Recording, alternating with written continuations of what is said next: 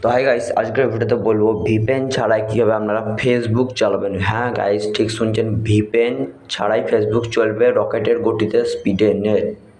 ঠিক আছে, আবার নেটও আপনার বেশি ফুরাবে না।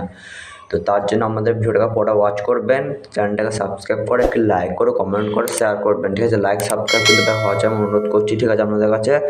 তো আমি একবার প্লে স্টোরে আপনাদের কাছে জাস্ট আমি দেখাচ্ছি। ঠিক আছে, একবার আপনারা ভিডিওটা দেখবেন।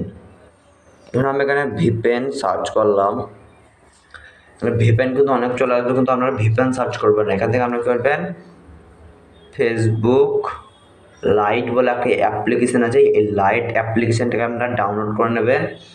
ঠিক আছে, ডাউনলোড করার পর অন করবেন। আমি ভাই পার্সোনালি ইউজ করি।